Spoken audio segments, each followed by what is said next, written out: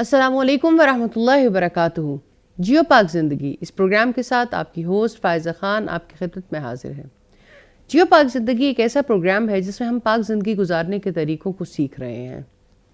ایسی زندگی جس میں ہماری سوچیں پاک ہو، ایسی زندگی جس میں ہمارے خیالات پاک ہوں، ایسی زندگی جس میں ہمارے معاملات پاک ہوں، ایسی زندگی جو اللہ رب العزت کو پسند آ جائے، ایسی زندگی جس کو گزارنے کے بعد اور گزارتے ہوئے ہمیں یہ یقین حاصل ہو کہ ہم جس مقصد کے لیے بنائے گئے تھے اس مقصد کو پورا کرنے میں کامیاب ہو رہے ہیں۔ بس یہی ایک کوشش ہے۔ جیسا کہ آپ جانتے ہیں کہ اس پروگرام میں ہمارے ساتھ مہمان خصوصی کے طور پر شریک ہوتی ہیں استاذہ نگہت ہاشمی۔ استاذہ کیسی ہیں آپ؟ الحمدللہ۔ استاذہ اللہ تعالیٰ آپ سے قبول فرمائے، ان تھکاوٹوں کو بھی اتنی مشقت اور اتنے ٹف ٹائم میں آپ ہمیں وقت دیتی ہیں اور ان اہم موضوعات پر جو کہ زندگی گزارنے کے لیے اور پاک زندگی گزارنے کے لیے بہت ضروری ہیں ان کی طرف ہماری رہنمائی کرتی ہیں۔ اللہ تعالیٰ ہم سے قبول کرے۔ یقیناً ہماری زندگی کا مقصد بھی ہے خود اپنی پاکیزگی بھی، ماحول معاشرے کی پاکیزگی بھی، اور اس کے لیے سٹرگل کرنا، یہ بھی اسی سٹرگل کا ایک حصہ ہے الحمدللہ۔ اس پروگرام میں جیسے کہ آپ جانتے ہیں کہ ہمارے ساتھ کچھ مہمان بھی شریک ہوتے ہیں، اسی طرح سے آج بھی کچھ مہمان شریک گفتگو رہیں گے اور ان کی سوالوں کی روشنی میں انشاءاللہ بہتر طریقے سے آج کے موضوع کو سمجھنے میں مدد ملے گی۔ آج میرے دائیں جانب ہیں رابعہ اور پھر رابعہ الحمدللہ، اور میرے بائیں جانب آج مہمانوں میں ہیں عائشہ اور سمیہ۔ آج کا ہمارا موضوع ہے بے حیائی سے حیا تک کا سفر۔ بے حیائی کیا ہے؟ بے حیائی کس طرح سے پاک زندگی گزارنے کے راستے کی رکاوٹ ہے؟ اور حیا کیا ہے؟ ہم جب اسلام کو پڑھتے ہیں اور رسول اللہ صلی اللہ علیہ وآلہ وسلم کے بارے میں جانتے ہیں جن کی زندگی ہمارے لیے نمونہ ہے، تو ہمیں پتہ چلتا ہے کہ رسول اللہ کے بارے میں آتا ہے کہ وہ کنواری لڑکی سے زیادہ حیادار تھے۔ جب ہم کسی بیٹی کا تصور کرتے ہیں تو ذہن میں یہ تصور ابھرتا ہے کہ بیٹی ہو تو حیا۔ آخر وہ حیا کا پیکر آج کس بے حیائی کا شکار ہو گئی، اور اس بے حیائی کا شکار ہونے میں ہمارے معاشرے کا، ہماری سوسائٹی کا، ہمارے گھروں کے سیٹ اپ کا، ہماری ایجوکیشنل سسٹم کا، ہماری اس سسٹم کا جہاں پر جا کر ہم کام کرتے ہیں، اس کا کیا کردار ہے؟ بے حیائی کو اتنا ہلکا کیوں لیا جانے لگ گیا کہ ہمیں ہر طرف جہاں نظر اٹھائیں بے حیائی کے پیکر بھی نظر آتے ہیں، لیکن ہم میں سے ہر کوئی خاموش ہے۔ کسی کو اس طرح سے تکلیف لاحق نہیں ہوتی، نہ وہ ہورڈنگ بورڈز دیکھ کے، نہ وہ ایڈورٹائزمنٹس دیکھ کے، نہ ہی کالجز اور یونیورسٹیز کے حالات دیکھ کے، نہ اپنے فیملیز کے فنکشنز دیکھ کے، نہ ہماری اپنی نجی محفلوں کو دیکھ کر۔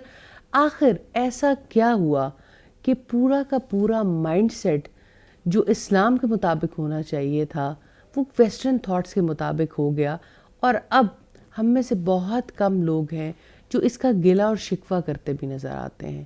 اسی موضوع پر آج انشاءاللہ بات کریں گے اور حیا تک کا سفر طے کرنے کی کوشش کریں گے، اور کوئی ایسا حل نکالنے کی کوشش کریں گے کہ اللہ رب العزت کی توفیق سے سوسائٹی میں پھیلی ہوئی بے حیائی کو کہیں نہ کہیں حیا کی شفٹ ضرور لگ جائے۔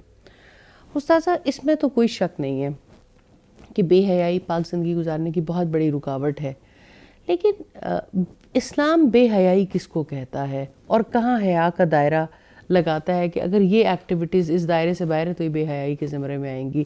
پھر ہم ذرا کھول کے دیکھیں گے کہ ہمارے معاشرے میں جو کہ ایک اسلامک معاشرہ ہے، جسے کہا جاتا ہے کہ وہ ایک اسلامی معاشرہ ہے، وہ کس کس طرح سے بے حیائی کا شکار ہوا؟ فائزہ، ایسا ہے کہ حیا کا دائرہ کار تو بہت پھیلا ہوا ہے، یعنی رسول اللہ صلی اللہ علیہ وسلم کا جو فرمان ہے کہ حیا اور ایمان دونوں ساتھ ساتھ رہتے ہیں، ایک اٹھے تو دوسرا بھی اٹھ جاتا ہے، اور حیا جو ہے وہ ایمان کا ایک شعبہ ہے۔ یعنی جیسے آپ نے فرمایا کہ ایمان کے 60 یا 70 سے زائد شعبے ہیں اور حیا اس کی ایک شاخ ہے۔ اسی طرح سے آپ نے فرمایا کہ حیا خیر کے سوا کچھ نہیں لاتی.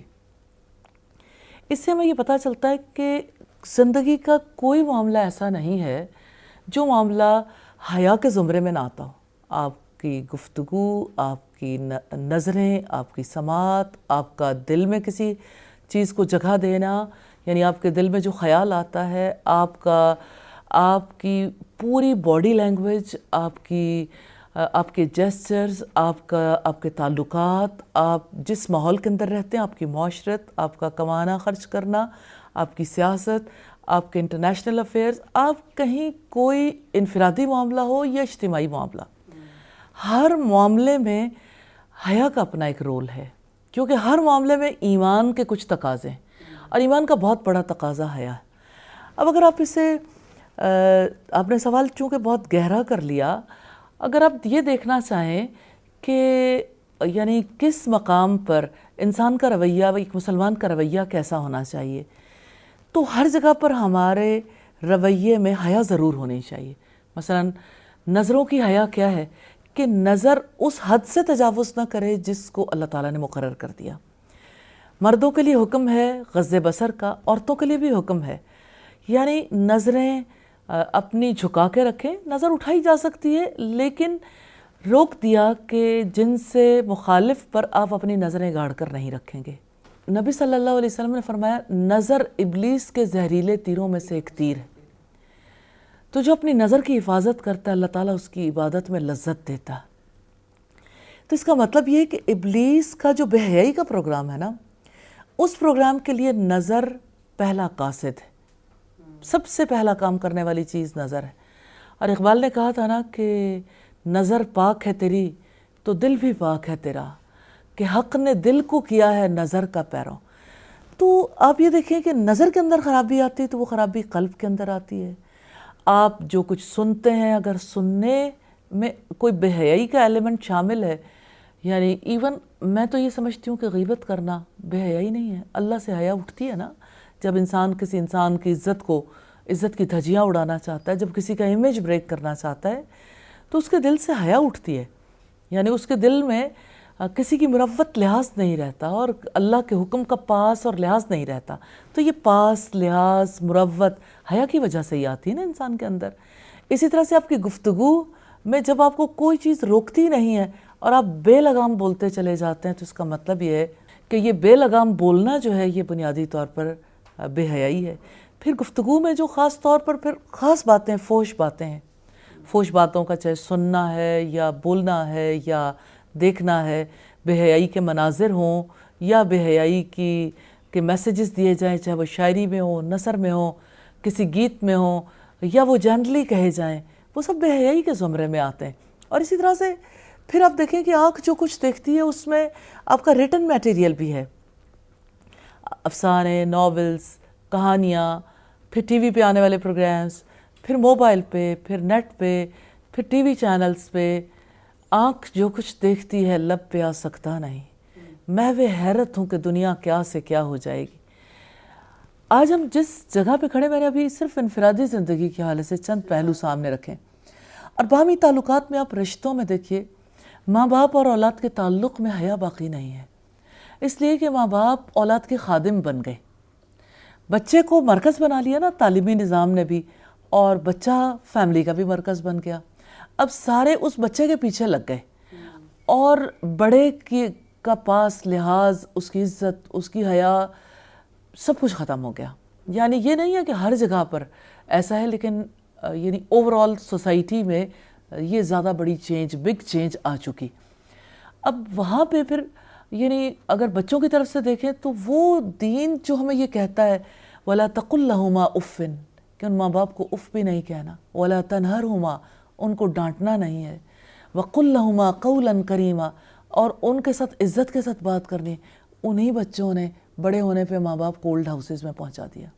کیا آج ہماری سوسائٹی میں، مسلم سوسائٹی میں، جہاں بر الوالدین بنیادی یعنی تعلیمات میں سے، اس سوسائٹی میں اولڈ ہومز آباد نہیں ہیں. تو اولڈ ہومز میں آپ ماں باپ کی کیفیت کو تو دیکھیں کہ وہاں پہ ماں باپ کس صورتحال سے دوچار ہیں. حیا اٹھ گئی نظروں سے. اولاد اس رشتے کے احترام کرنے کے قابل نہیں رہ گئی. اسی طرح سے شوہر بیوی کے درمیان جو تعلق ہے تو اس تعلق میں یعنی اللہ رب العزت نے شوہر کا حق زیادہ قرار دیا ہے بیوی کے لیے. جب اس کی شادی ہو جاتی ہے تو ماں باپ سے بھی بڑھ کر شوہر کا حق ہو جاتا ہے. لیکن بیوی، آج کی عورت اپنے شوہر کے ساتھ جو تعلق رکھتی ہے وہ اپنے آپ کو کسی بھی طرح سے اس سے کم محسوس نہیں کرتی. میں یہ نہیں کہتی کہ اسے جسمانی طور پر کوئی کمی لاحق ہے یا اسے اعمال کے اعتبار سے کوئی کمی لاحق ہے. اعمال جس نے بھی بہتر کیے اس کا درجہ بھی بلند ہے، اس کا اجر بھی زیادہ ہے. لیکن ایک رشتے کا لحاظ پاس ہوتا ہے نا، وہ لحاظ پاس نہیں رہ گیا. بیوی شوہر سے بات کرتے ہوئے یہ احتیاط نہیں کرتی کہ یہ میری جنت بھی ہے اور یہ میری دوزخ بھی ہے، کہ اگر میں نے اس کے ساتھ کوئی اونچ نیچ کا معاملہ کیا تو اللہ کے یہاں میرا کیا مقام ہوگا. اسی طرح سے دیگر رشتے، بزرگوں کا وہ ادب نہیں رہ گیا سوسائٹی میں، ٹیچر کا، استاد کا وہ احترام نہیں رہ گیا، استاد بھی اپنے مقام سے گر گیا. اسی طرح سے اگر آپ دیکھیں تو ہمارے اگر سوشل انسٹیٹیوشنز کی بات کریں، ہم سوشل انسٹیٹیوشنز میں جیسے آپ کی ریاستی ادارے ہیں، ریاستی اداروں کا احترام اٹھ گیا.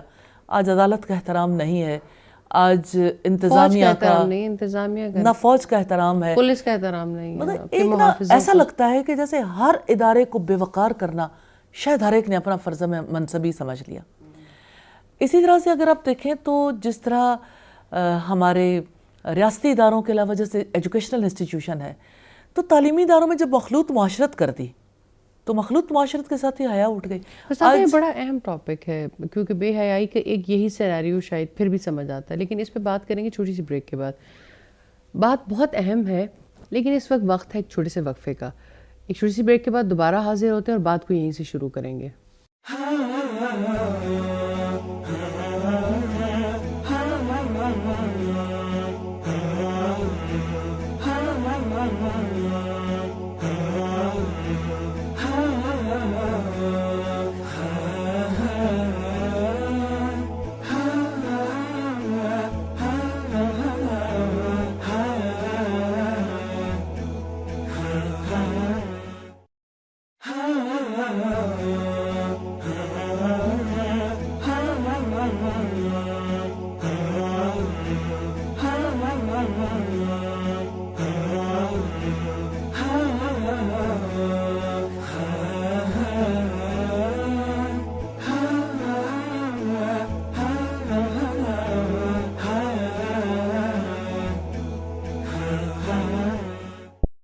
پروگرام میں ایک بار پھر خوش آمدید. استاد، آپ بے حیائی کے حوالے سے ایکسپلین کر رہی تھیں اور مخلوط معاشرے کی بات ہو رہی تھی جو کہ ہمیں نہ صرف اب کالجز میں، اسکولز میں، بلکہ ہر طرف ہی نظر آتا ہے. اصل میں سوسائٹی کے کچھ پلرز ہوتے ہیں نا، اور سوسائٹی میں کسی کا رول اتنا امپورٹنٹ ہے. آپ کی پوری نسل ان سکولز کالجز سے تیار ہو کے نکل رہی ہے، اور سکولز کالجز میں کیا صورتحال ہے. ابھی ایک میڈیکل کالج میں جانے کا اتفاق ہوا تو انہوں نے کہا کہ ہم اتنا زیادہ تکلیف میں ہیں اس کو ایجوکیشن کی وجہ سے کہ بچوں کو تو یہ سمجھ ہی نہیں آتی، کوریڈورز میں بیٹھے ہیں، لیٹے پڑے ہیں، انہیں نہ پیرنٹس کو کوئی لحاظ ہے، نہ اساتذہ اس بارے میں کچھ کر سکتے ہیں، نہ ہی یعنی کہ کسی بھی اعتبار سے ایک دوسرے کا کوئی احترام والا معاملہ رہ گیا. اور یہ ہے کہ اس کے بعد جب آپ کے لیے بات کرنے کی آزادی، دیکھنے کی آزادی، بیٹھنے کی آزادی اور جو کچھ چاہیں کہنے کی آزادی، تو پھر اگلی آزادی باقی کیا رہ جاتی. پھر آپ دیکھیے کہ جس طرح سوسائٹی کا ایک بہت اہم ستون ہے اور اہم پارٹ ہے مسجد، انسٹیٹیوشن ہے نا، بڑا اہم ادارہ ہے عبادت گاہ. اگر عبادت گاہ کو دیکھیں تو عبادت گاہ کی صورتحال یہ ہے کہ عبادت گاہ کا لحاظ نہیں. عبادت گاہ میں جس کا مرتبہ سب سے بلند ہونا چاہیے، جس کا عزت لحاظ پاس ہونا چاہیے، اس کو تو مذاق کے لیے سب سے زیادہ یعنی اہمیت کا حامل سمجھا گیا. اس کا مذاق اڑایا جاتا ہے، اس کے ڈریس کا مذاق، اس کی داڑھی کا مذاق، اس کی گفتگو کا مذاق. اس کو حقیقت یہ ہے کہ پہلے درجے کا انسان ہی نہیں سمجھا جاتا. اور مسجد کے ماحول کو بہتر بنانے کی طرف بھی توجہ نہیں. کہیں اس بات پہ جھگڑا ہے کہ عورتوں کے لیے مسجد میں جگہ ہے یا نہیں، کہ یعنی حالات بڑے خراب ہو گئے، عورتیں مسجد نہ آئیں. بھئی حالات کہیں اور جا کے بھی خراب ہو سکتے ہیں. کسی کالج، یونیورسٹی کسی اسکول کے اوپر کسی قسم کی کوئی بات نہیں مذہبی حلقے کی طرف سے. سب کی طرف سے ایک خاموشی ہے کہ جو کچھ بھی ہوتا رہے، لابلد ہے، اس کے اوپر کوئی بات نہیں کرنا چاہتا. تو دوسری طرف بھی دیکھیے آپ کہ یعنی ایک مولوی کا جس وقت مذاق اڑایا جاتا ہے تو اس کے نتیجے میں کون ہے جو پھر اس کے پیچھے نماز پڑھنے کے لیے جائے گا؟ پھر آپ دیکھیں کہ مسجد کا وہ احترام نہیں ہے. اذان پھر غیر ضروری ہو گئی، پھر اذان کی آواز بھی بری لگتی ہے، پھر اذان صرف مسجد کے اندر لمیٹڈ ہو گئی، پھر مسجد میں پہلے ہی نمازیں نہیں آتی، پھر اذان بھی جو ہے وہ لمیٹائز کر دی. اب آپ ایسے میں دیکھیں کہ اس انسٹیٹیوشن کا سوسائٹی کے کردار کی تبدیلی کے لیے، حیا کے لیے کیا رول رہ گیا. پھر اگر آپ دیکھیں تو خاندان بنیادی ادارہ ہے معاشرے کا. خاندان میں صورتحال یہ ہے، مخلوط معاشرت ہے، جو بھی آئے مرد عورتیں اکٹھے بیٹھتے ہیں، چاہے وہ رشتہ دار ہوں یا غیر رشتہ دار ہوں، کسی کا اٹھنا بیٹھنا الگ نہیں، بات چیت الگ نہیں. تو ظاہر ہے کہ حیا کے کچھ تقاضے ہوتے ہیں نا. حیا کا تقاضا تو یہ ہے کہ معاشرت الگ الگ ہو، اور کسی کی ضرورت ہو بات کرنے کی تو ضرورت کے طور پر تو بات ہو سکتی، بلا ضرورت بات چیت نہیں کی جا سکتی. اور نبی کے گھرانے کی خواتین سے یہ کہا گیا تھا کہ آپ کو کوئی چیز مانگنی تو پردے کے پیچھے سے مانگو. اور اسی طرح سے اگر آپ دیکھیں تو یعنی صورتحال ایسی ہو چکی خاندانوں کے اندر کہ جب کسی لڑکی کی شادی ہوتی ہے تو یعنی شادی کے بعد اسے جوائنٹ فیملی سسٹم کے اندر جب رہنا ہے تو اس سسٹم کو اڈاپٹ کرنے کے لیے اب اسے ہر ایک کا دل موہنے کی کوشش بھی کرنی ہے. تو اس میں خواتین بھی ہیں اور مرد بھی ہیں، اور ایسے رشتے بھی ہیں جیسے دیور کا رشتہ. رسول اللہ صلی اللہ علیہ وسلم نے فرمایا تمہارے دیور تمہارے لیے موت ہے. اب اگر وہ کہیں بھی دیور کے معاملے میں احتیاط کرنا چاہے تو پوری فیملی کا ماحول ٹینس ہو جاتا ہے، اور اس کی وجہ سے اتنی زیادہ تکلیف دہ صورتحال پیدا ہو جاتی ہے، اور لڑکی مجبور ہو کے وہی بے حیائی اختیار کرنے کی پوزیشن میں آ جاتی ہے. اور پھر یہ دیکھیں کہ کتنی فیملیز ایسی ہیں جو اپنے حالات جب آ کے بیان کرتی ہیں تو کہیں سسر یہ چاہتا ہے کہ بہو مجھے اپنے شوہر سے بڑھ کر توجہ دے، کہیں دیور چاہتا ہے، کہیں جیٹھ چاہتا ہے، کہیں ان کے ہسبینڈ کے فرینڈز چاہتے ہیں کہ ان کو زیادہ وقت دیا جائے. ایسے میں حیا کہاں رہے گی؟ سوسائٹی میں حیا کے لیے سٹرگل کرنی تھی خاندان کو، خاندان پیچھے ہٹ گیا. بے حیائی کے فروغ کے لیے خاندان آگے. خاندان تو سب سے پہلے بچی اگر پردے کا ڈیسیجن لے بھی لے یا حیا کے معاملات میں احتیاط برتے تو پیرنٹس کو سب سے پہلے لگتا ہے کہ رشتہ کیسے ہوگا، خاندانوں میں سروائیول کیسے ہوگا، اور سسرال کا تو پریشر ایک الگ چیز ہے ہی. اصل میں ایک لائف سٹائل ہے نا، ایک لائف سٹائل ہے، دو ڈیفرنٹ لائف سٹائل. حیا کے معاملات میں اگر دیکھیں کہ پہلے تو ہمیں سائن بورڈز پہ، بل بورڈز پہ بہت ہی زیادہ ایسی باتیں نظر آئیں کہ اور ایڈز میں کہ جسے ہم دیکھ کے بھی شرمندہ ہو جاتے تھے. لیکن اب تو آپ یہ دیکھیں یونیورسٹیز کے اندر بچیاں ان چیزوں کو ڈیمانسٹریٹ کرنے لگ گئے کہ یہ ہمارا رائٹ ہے. جن چیزوں کو اللہ رب العزت کی جانب سے پردہ اور عورت کی جو جبلت میں حیا کا مادہ رکھا گیا ہے کہ، اور ایک اٹریکشن بھی اسی لیے رہتی ہے کہ آپ ایک حیا کے دائرہ کار کے اندر رہتے ہیں. لیکن تمام معاملات کو آخری سوسائٹی اتنی زیادہ کیسے جاہل ہو گئی کہ ہر معاملے کو چوک پہ لے جا کے ڈسکس کرنے کو بولڈنس اور آزادی کا نام دیا گیا. یہ کس قسم کی آزادی، کس آزادی کے پیچھے چل پڑے؟ اصل میں نا مجھے ایسا فیل ہوتا کہ بے حیائی کو بولڈنس کا نام دے دیا گیا، اور بولڈنس ایک اچھی کیریکٹرسٹک تھی. اور جس کا بچہ بول نہیں وہ آج پریشان ہے. اگر جس کا بچہ ہوڈلنگ نہیں کرنا چاہتا، ریسٹورنٹس میں جا کے وہ فرینڈس کے ساتھ اسی طرح سے سروائیو نہیں کر سکتا. آپ فرینڈس کے درمیان اگر کوئی یعنی کسی لڑکے کی لڑکی سے یا لڑکی کے لڑکے کے ساتھ دوستی نہیں ہوتی تو یہ سمجھا جاتا ہے کہ یہ زمانے سے پیچھے رہ گیا اور اب یہ کچھ بھی کرنے کے قابل نہیں ہے. استاذہ یہ چینج بہت تیزی کے ساتھ آیا ہے. مجھے یاد ہے جب ہم لوگ پڑھتے تھے 9th کلاس میں تھے تو ایک بار گھر میں مہندی لگا کر چلے گئے ہاتھ سے، تو یعنی بھائی تو ایک ہفتے تک بولے نہیں، اور پورے خاندان میں ایسے تھا جیسے بہت بڑا جرم کر دیا ہو. اور اب وہی خاندان ہے، میں دیکھتی ہوں کہ یعنی ان ساری چیزوں کو اتنا برا نہیں سمجھا جاتا، اس طریقے سے نہیں ہوتا. اور واقعی یہ والی بات ہے کہ اب اگر کوئی یعنی ہمیں یہ سمجھا جاتا تھا کہ اگر کوئی زینت کا اظہار کرتی ہے تو وہ نالائق ترین بچی ہے، جس کا پڑھنے میں دل نہیں لگتا تو وہ جو ہے اس طرف ہے. لیکن اب جو ہے وہ جو فرد اس طرح سے اظہار نہیں کرتا زینت کا، یا یہ کہ دوپٹہ سر پر لے کر رکھتا ہے تو اس کو سمجھا جاتا ہے کہ یہ شاید بیکورڈ ہے یا بولڈ نہیں ہے یا کچھ ایسا ہے. اور اسی طرح سے یعنی اتنا بڑا چینج آ گیا ہے تو کچھ ہی عرصے کے اندر. اصل میں اس چینج کے لیے پوری ورلڈ کی کوششیں تھیں، اور اس کے لیے ظاہر ہے کہ ابلیسی ایجنڈا ہے، جیسا کہ اللہ رب العزت نے فرمایا اے آدم کے بچوں کہیں ایسا نہ ہو کہ ابلیس شیطان تم پر سے اسی طرح سے لباس اتروا دے جیسے اس نے تمہارے آبا سے اتروائے تھے. تو ابلیسی ایجنڈا تو ہے اور اس نے محنت کی ہے اور اس کی وجہ سے اس نے کہیں نظروں کو ناپاک کرنے کی کوشش کی, کہیں سماعتوں کو, کہیں دل کو ناپاک کرنے کی کوشش کی, کہیں تعلقات کو ناپاک کرنے کی کوشش کی. لیکن اگر آپ اس ایجنڈے میں دیکھیں تو اس کے کچھ ہتھیار ہیں. جیسے وہ کال دیتا ہے میوزک سے, میوزک کے سلسلے میں کتنا زیادہ ہیلپ کرتا ہے کیونکہ فوش گیتوں کی وجہ سے لوگ پریکٹیکلی پریپیئر ہو جاتے ہیں بے حیائی کے لیے. پھر اگر آپ دیکھیں تو اس کے لیے ہماری سوسائٹی میں حلال و حرام کی تمیز بھی ختم کی گئی. جیسے کسی کو کوئی اگر بتانا چاہے کہ یہ چپس یا یہ فلاں چیز جو ہے یہ پگ کی چربی میں فرائی ہوئی ہے اور نیٹ پہ اس کے چیز موجود ہے, کسی کو اس چیز سے کوئی کنسرن نہیں. اچھا کتنے ڈرنکس ہیں جس کے بارے میں ثابت ہو چکا اور ہم نے ثابت نہیں کیا. یہ تو ان لوگوں نے جنہوں نے اسے بنایا اور نان بلیورز کی طرف سے یہ آیا کہ ایسی چیزیں مت پلاؤ, جنریشنز کو تباہ ہو جائیں گی. یعنی ایک کافر جس کو حلال و حرام کا نہیں پتا وہ بھی کہتا ہے کہ یہ تباہی ہے تباہی ہے. اس کے باوجود انرجی ڈرنکس کو کیسے رواج دیا گیا. ایسی بات نہیں ہے کہ بے حیائی یوں ہی عام ہو گئی. بے حیائی سنائی گئی, بے حیائی کھلائی پلائی گئی, ایسی چیزیں کھلائی گئیں جس کی وجہ سے شہوت ابھرے, لوگ بے حیا ہو جائیں. اسی طرح سے اگر آپ دیکھیں تو اس کے لیے تمام لوگوں نے ایکٹیولی پارٹیسپیٹ کیا اور والنٹیئر کیا اس کام میں.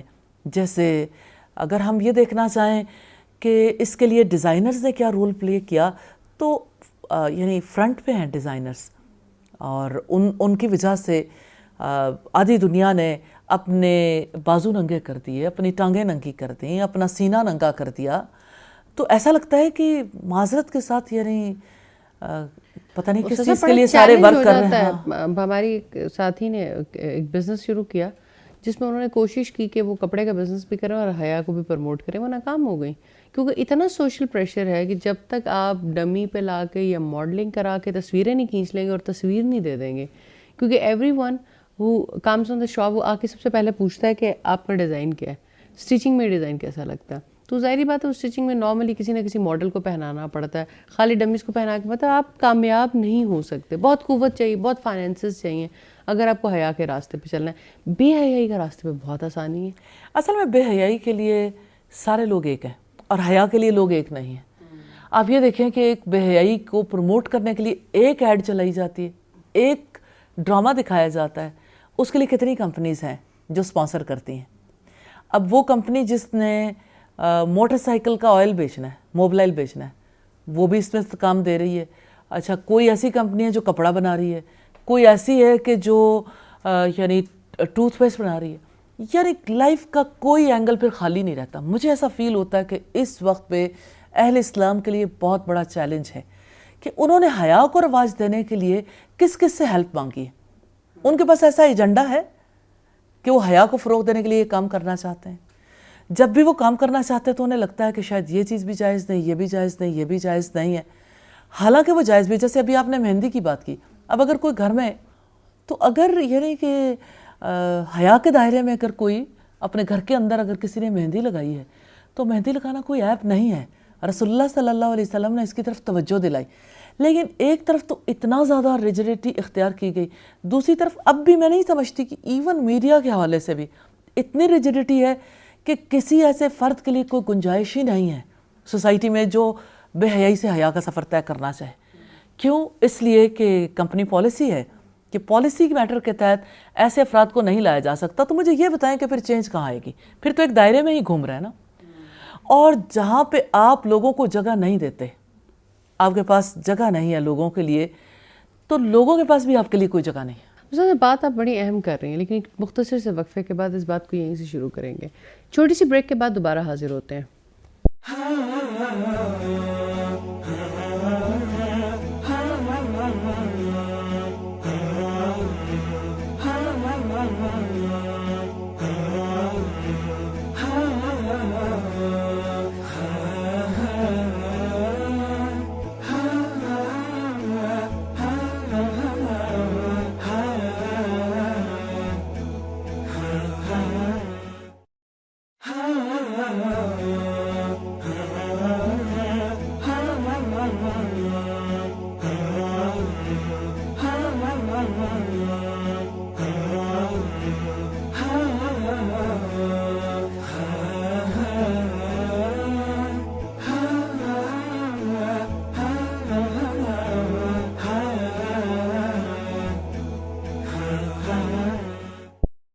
پروگرام میں ایک بار پھر خوش آمدید.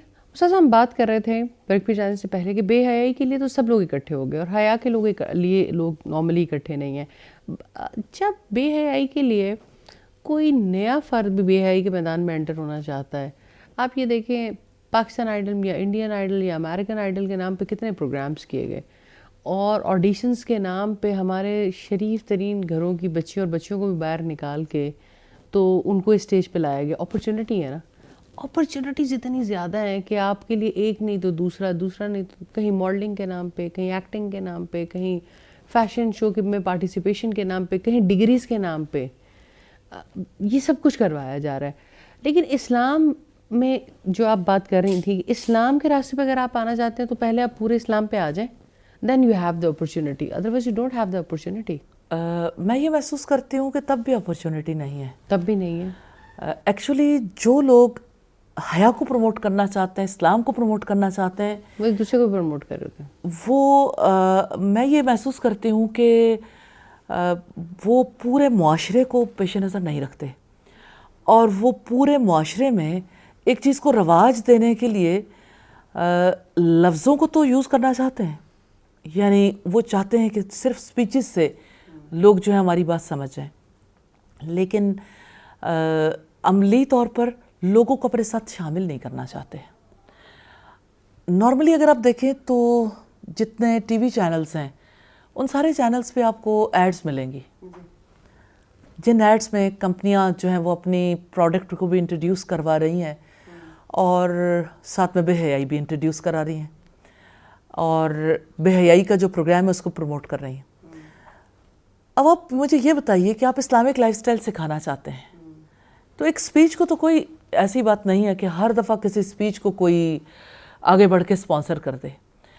آپ نے اسلامک پوائنٹ آف ویو سے ایڈز کب بنائے ہیں؟ آپ نے اس مقصد کے لیے آپ کہتے ہیں کہ چلیں سوسائٹی میں بچیوں کو پاکستان آئیڈل کے نام سے یا مختلف ممالک کے پروگرامز کے نام پہ یہ سلسلہ جو ہے لوگوں نے کیا تو کتنی بچیوں کو, کتنے لوگوں کو باہر نکال لیں. میں یہ کہتی ہوں کہ اس بات پر اب یعنی اسلام کو یا وہ لوگ جو یہ سمجھتے ہیں کہ ہم حیا کے تقاضوں کو پروموٹ کرنے کے لیے کام کر رہے ہیں, انہیں یہ سوچنا چاہیے کہ ٹھیک ہے, لائف میں خواتین کا بھی کوئی حصہ ہے, لائف میں یعنی انہیں بھی کوئی کام کرنا ہے, ان کے کاموں کو تسلیم کر لیں. جو کام وہ کر رہے ہیں اس حوالے سے جتنی ان کے لیے اجازت ہے, اس ریفرنس سے جو وہ کام کر رہی ہیں اس کو تو اپریشیٹ کرنے کے لیے کوشش کریں, اس کو تو سامنے لانے کی کوشش کریں. تو جس طرح سے ہم دیکھتے ہیں رسول اللہ صلی اللہ علیہ وسلم کے دور سے پہلے بھی عرب کی بھی سچویشن اس طرح سے ہی تھی, برہنہ طواف کرنا اور بے حیائی کے بارے میں اتنا زیادہ کرنا, اور کس طرح سے پھر چینج آیا نا الحمدللہ, کہ اگر کسی سے کوئی گناہ ہو جاتا تھا وہ خود اتنے گلٹ میں ہوتا تھا اور آ کر کنفیس بھی کرتا تھا. تو آج کے دور میں ہم کیا کریں, جبکہ اب ہم دیکھتے ہیں تو بلیم گیم بہت زیادہ ہے. جو اداروں کے ہیڈز ہیں وہ کہتے ہیں کہ پیرنٹس نہیں اس بارے میں رول پلے کرے, پیرنٹس کہتے ہیں کہ معاشرے کے اندر اس طرح سے ہو گیا, ہم بچوں کو کس طرح سے اس طرف لائیں. تو اب کیا سلوشن ہو سکتا ہے, ہم کس طرح سے حیا تک کا سفر کریں؟ بات یہ ہے کہ رسول اللہ صلی اللہ علیہ وسلم کے اندر جو وسعت ظرفی تھی, جس طرح وہ پوری سوسائٹی کا درد رکھتے تھے, جیسے آپ صلی اللہ علیہ وسلم نے جو دعوت دی وہ پورے معاشرے کے لیے تھی. آپ نے لوگوں کے معاملات کو پورے طریقے سے محسوس کیا اور اسی کے مطابق انہیں ڈیل کیا. ہر فرد کو آپ نے کافر قرار نہیں دیا. آپ سے کھڑے ہو کے ایک پاگل لڑکی ہے جو راستے میں کھڑے ہو کے بات کر رہی ہے اور آپ اس کی بات پوری توجہ کے ساتھ سن رہے ہیں. اس موقع پر آپ یعنی لوگوں کے لیے ماڈل تھے نا. کیا وہ لڑکی پردے میں تھی؟ کیا وہ لڑکی کے ساتھ بات چیت نہیں تھی؟ آج ہمارے تو اہل اسلام میں سے یعنی ایون ہمارا کوئی بڑے سے بڑا فرد جو ہے وہ کسی خاتون سے بات کرنے کو اپنے لیے مناسب خیال نہیں کرتا کہ یہ حرام ہے. وَقُلْنَا قَوْلًا مَعْرُوفًا, اگر عورتوں سے یہ کہا گیا کہ قول معروف یعنی بھلی بات کر سکتی ہو, تو اتنی گہری لائن کھینچ دی ہے جس کی وجہ سے ایسے لگتا ہے کہ خواتین ٹوٹلی اس سینیریو سے پیچھے چلی جائیں اور ساری گیم مردوں کی ہے. ہمارے جو بے حیائی کی ایک رو چلی ہے اس میں عورت ہی کو تو ٹول بنایا گیا اور عورت کے توسط سے سب کچھ کیا گیا. تو عورت کس طریقے سے کسی ایسے فرد کی بات سنے گی جو اسے زندگی میں کسی طرح سے آگے آنے کا موقع ہی نہیں دیتا, سانس لینے کا موقع نہیں, سانس لینے کا بھی موقع نہیں لٹرلی دیتا. آپ, کیونکہ ہر کسی کے اندر پوٹینشیل ہے, وہ اپنے پوٹینشیل کو تو منوانا چاہتا ہے, اور جب آپ کو راستہ نہیں ملے گا, دوسری طرف راستہ ملے گا, تو آپ جتنے مرضی ایمان والے ہیں آپ کہیں گے کہ ٹھیک ہے پھر ہم کہیں اور جا کے اپنا. پھر آپ دیکھیں کہ جو خواتین حجاب کرتی ہیں, دنیا کے انٹلیکچوئل خواتین, وہ کہتی ہیں کہ آپ ہمیں ہمارے چہرے سے نہیں ہمارے پوٹینشیل سے پہچانو. معذرت کے ساتھ ہمارے جو لوگ حیا کو پروموٹ کرنے کے لیے, دین کو پروموٹ کرنے کے لیے کام کر رہے ہیں, وہ پوٹینشیل کو پہچان بھی لیں, پوٹینشیل کو آگے نہیں آنے دینا چاہتے ہیں. وہ یہی چاہتے ہیں کہ سوسائٹی جو ہے اس میں نہیں, وہاں پر یہی چاہتے ہیں کہ اسی طرح سے ویریشنز ہوں, بہت کچھ ہو, یہ ہو وہ ہو, لیکن جب پوٹینشیل کی بات آتی ہے تو وہ کہتے ہیں نہیں اس کو سناپ کر دو. مجھے ایسا لگتا ہے پوری سوسائٹی کو ساتھ شامل کرنے کی ضرورت ہے. سارے لوگوں کا معاملہ ہے, لوگوں کے اندر محبت ہے دین کی, لوگ حیا کی طرف آنا چاہتے ہیں, لوگوں کو ایسا ماحول چاہیے, ماحول فراہم کرنا چاہیے. لوگ ابتدائی طور پر پہلے ہی دن پوری طرح سے بے حیائی سے حیا کی طرف نہیں آ جائیں گے. اس وجہ سے انہیں چانس دینا چاہیے, جتنا کوئی آ رہا ہے اتنا انہیں مارجن دیں. اس سوسائٹی نے چینج ہونا ہے نا. جب شراب کے احکامات آئے تھے تو یوں نہیں تھا کہ اچانک شراب کو حرام قرار دے دیا. ہمارے یہاں ہر فرد یہ سمجھتا ہے کہ سارے سچے پکے مسلمان ہیں, اب ان کو پورے صرف احکامات سناتے جاؤ. سوسائٹی کی صورتحال تو دیکھیں, یہ جاہلی سوسائٹی سے بہت آگے نکل چکی. اب اگر مسلمانوں کے رجسٹر میں, پیدائش کے رجسٹر میں نام درج ہے, آئی ڈی کارڈ پہ ریلیجن کے خانے میں اسلام لکھا ہے, تو اٹ ڈزنٹ مین کہ سارے لوگ جو ہیں وہ اسی سٹینڈرڈ کے ہو گئے, اسی طرح کی حیا والے. تو تسلیم کر لیں کہ سوسائٹی جو ہے وہ یعنی اس سٹینڈرڈ پہ نہیں رہی. اب انہیں واپس آنے کے لیے موقع تو دیں. ان کے لیے ایسی تقریبات کروانا, انہیں شامل کرنا, ان کے پوٹینشیل کو اپریشیٹ کرنا, اور پھر یہ ہے کہ انہیں موقع دینا تاکہ وہ بھی آگے بڑھ کے چینج ایجنٹ بن جائیں. تو کون ہے جس کو چینج ایجنٹ بنایا گیا؟ بے حیائی کے لیے تو ایجنٹ بنانے والوں نے بنا لیا. تو چینج ایجنٹ جسے بناتے ہیں اس کے بارے میں بھی شبہ میں مبتلا ہو جاتے ہیں کہ شاید یعنی کہ ہم نے کچھ زیادہ وقت دے دیا, یا ہم نے کوئی زیادہ حسن معاملہ کر لیا. آپ اسلام کے ساتھ مخلص رہیں, اسلام کے ساتھ, لوگوں کے ساتھ مخلص رہیں, لوگوں کے ساتھ مہربانی کا معاملہ کریں, انہیں ان کی گھریلو زندگی سکھائیں. انہیں جب گھریلو زندگی بھی سکھائیں تو آرٹیفیشلی نہیں, ایسی, مطلب میں یہ کہتی ہوں, دیکھیں چینج لانے کے لیے آج دنیا کی جو آرگنائزیشنز ہیں ہماری جھگیوں میں پہنچ رہی ہیں, ہمارے اس طبقے تک پہنچ رہی ہیں جو طبقہ بالکل محروم ہے. کوڑے کے ڈھیر سے جو کاغذ چننے والے ہیں ان تک لوگ پہنچ رہے ہیں. ابھی پچھلے دنوں میں مجھے کسی خاتون نے کہا کوٹ لکھپت کے حوالے سے کچھ پلان کر لیں, کوٹ لکھپت ہاتھ سے نکل جائے گا, وہاں اتنے لوگ کام کر رہے ہیں, لوگ مسلمان نہیں رہیں گے.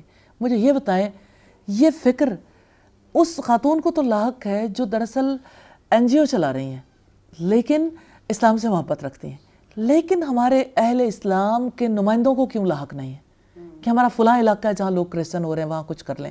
وہاں لوگ کے ساتھ جو دیندار طبقہ وہی سمجھتا ہے کہ شاید اس میں کسی زمرے میں ہم خود بھی آ جاتے ہیں کہ ہم تقریریں کر لیں, بیانات کر لیں, الفاظ کے اوپر الفاظ کی دنیا ہے, انفارچونیٹلی حقیقی دنیا نہیں. پریکٹیکلی فیلڈ ورک میں جانا, جا کے مسائل کا حل دینا, ان کے ساتھ بیٹھنا, ان کوئی سارٹ آؤٹ کرنا, اس میں بہرحال دینی طبقہ بہت پور ہے. تو آپ یہ دیکھیں کہ یعنی ان این جی اوز نے, یعنی میں یہ سمجھتی ہوں کہ جو جھگی تک پہنچتا ہے اور تعلیم دیتا ہے ان لوگوں کو زیادہ شامل کر لیا جو یعنی سوسائٹی کی ایلیٹ کلاس ہے. ایلیٹ کلاس جھگی والوں کے لیے کام کر رہی ہے کیونکہ وہ پریکٹیکل ڈیمانسٹریشن دیکھتے ہیں نا, دی بلیو آن دی پریکٹیکلٹی. اچھا, اب جب وہ جھگیوں والوں کے لیے کام کریں, اب انہیں وہ جس طرح سے بھی ایجوکیٹ کریں, ان سے جو کچھ بھی کروانا چاہیں وہ کروا سکتے ہیں. تو مجھے یہ بتائیے کہ ہمارے ایجنڈے پہ کیا ہے؟ ہمیں ضرور اس بارے میں دیکھنا چاہیے. آج بھی ہو جو براہیم کا ایماں پیدا, آگ کر سکتی ہے انداز گلستاں پیدا. میں تو بلیو رکھتی ہوں کہ سوسائٹی میں چینج آنے میں کوئی مشکل نہیں. سوسائٹی کی چینج کے راستے میں سب سے بڑی رکاوٹ معذرت کے ساتھ دیندار طبقہ خود ہے, کیونکہ انہوں نے ایسی لیمیٹیشنز لگا لی کہ یزکون انفسہم, اپنی تو پاکیزگی بیان کرتے ہیں اور دوسرے لوگوں کو ساتھ شامل کرنا تو دور کی بات ہے, انہیں انسان ہی نہیں سمجھتے. کہیں کسی جگہ پر انہیں پلیس دینے کے لیے تیاری نہیں. جب آپ کسی کو موقع ہی نہیں دیں گے کہ آپ انہیں کوئی یعنی کہ اسلام کی خوبصورتیاں دکھا سکیں, ہر شخص چاہتا ہے کہ اسے پارٹیسپیشن ملے, اس کی ذات کو اہمیت دی جائے, اس کو کسی نہ کسی اعتبار سے اپریشیٹ کیا جائے. تو جہاں لوگوں کے اندر اتنا پوٹینشیل ہے اور آپ چاہیں کہ سارے لوگ ختم ہو جائیں اور چند ایک افراد انہیں بس سمجھاتے رہیں, تو اس طرح سے تو حیا کا سلسلہ عام نہیں ہوگا. اور اگر ہم یہ سمجھیں کہ سارے لوگ اس طرح سے یعنی ہم یہ کہتے رہیں کہ بے حیائی میں ڈوب گئی ساری دنیا, بے حیائی میں ڈوب گئی, بھائی سولوشن کیا ہے؟ تو سولوشن یہ ہے کہ ہم حیا والی زندگی دکھائیں اور اس کو پاسبل بنائیں کہ لوگ یہ سمجھیں کہ ہاں یہ زندگی گزارنا ہمارا خواب ہو سکتا ہے, اس کا یہ نفع ہے. اگر ہم اسے صرف سپیچز کے تھرو ہی بتانا چاہیں تو وہ پاسبل نہیں, تو بہرحال پاسبل نہیں. تو اس کے لیے بچوں کے, بڑوں کے ایسی یعنی کہ باقاعدہ مقابلے بھی ہو سکتے ہیں, باقاعدہ یعنی ان کے تھرو آرٹ ورک ہو سکتا ہے, ان کے تھرو کتنی چیزیں ان کی لائف میں لے آئیں. ایک ویلنٹائن ڈے کو سکھانے کے لیے ایپس بن گئیں, ٹیچر کیا رول پلے کریں گے, اس کے لیے اسٹوڈنٹ سے کیسے کام کروایا جائے گا, فیملی کیا رول پلے کرے گی. تو پھر ساروں نے ویلنٹائن تو سیکھ لیا لیکن حیا تو نہیں سیکھی. تو اس حوالے سے یہ ضرور دیکھنا چاہیے کہ یعنی ہماری کوششیں کس طرف ہیں. مجھے ایسا لگتا ہے کہ ہماری کوششوں کا اس انداز میں کام کرنے سے وہ رزلٹ نہیں آ سکتا. تو ہمیں لوگوں کے اندر گھل مل کے ان کے مسائل کو سولو کرتے ہوئے انہیں دین سکھانے کی ضرورت ہے. اور اگر لوگ جنرل ایجوکیشن کے لیے ورک کر رہے ہیں تو میں یہ پوچھنا چاہتی ہوں کہ اسلامک پوائنٹ آف ویو سے اور اسلامک پوائنٹ آف ویو سکھانے کے لیے کتنی آرگنائزیشن ورک کر رہی ہیں کہ وہ غرباء کی مدد بھی کریں اور انہیں دین بھی سکھائیں. بالکل آپ کی بات درست ہے. جزاک اللہ استاذہ. میں اپنے مہمانوں کا بھی شکریہ ادا کرتی ہوں. مسئلہ کتنا ہی گھمبیر کیوں نہ ہو, حل ہمیشہ موجود رہتا ہے اور امید کے ساتھ.